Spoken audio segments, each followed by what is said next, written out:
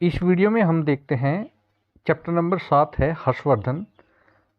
इस चैप्टर के question answer. तो पहला क्वेश्चन है हमारा, हर्षवर्धन किन परिस्थितियों में सिंहासन पर बैठा।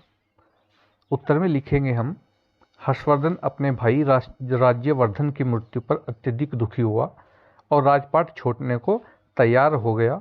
मंत्रियों के समझाने पर राजा शिलादित्य उपनाम ग्रहण करके, हर्षवर्धन ने दूसरा नाम ग्रहण किया था शिलादित्य करके, हर्ष 606 ईस्वी में कन्नौज के सिंहासन पर बैठा। उसके बाद क्वेश्चन नंबर 2 है हमारा,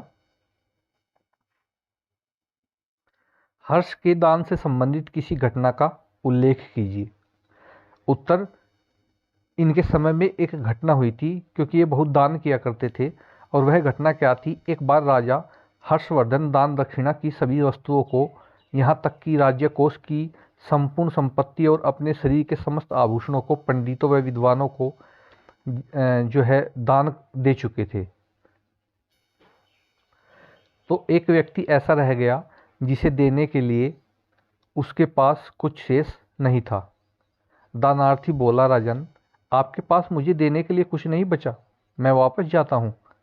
राजा ने कहा, ठहरो, अभी मेरे वस्त्र शेष हैं जिन्हें मैंने दान नहीं दिया। और पास खड़ी बहन से अपना तन ढकने के लिए दूसरा वस्त्र मंगाकर उसने अपने वस्त्र उतारकर उस याचक को दे दिए।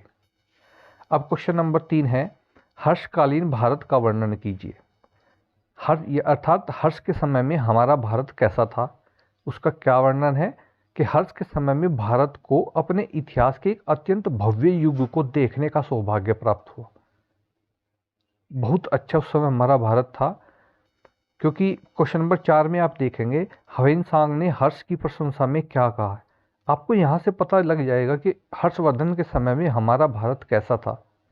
उत्तर है, ह्वेनसांग ने हर्ष की प्रशंसा में कहा है कि अनेक राजाओं के संपर्क में मैं आया, किंतु हर्ष जैसा कोई नहीं। देखिए, ये ह्वेनसांग कौन था? ये चीनी यात्री था जो हर्षवर्धन के शासनकाल में भारत आया था। मैंने देशों में भ्रमण किया, किंतु भारत जैसा कोई देश नहीं।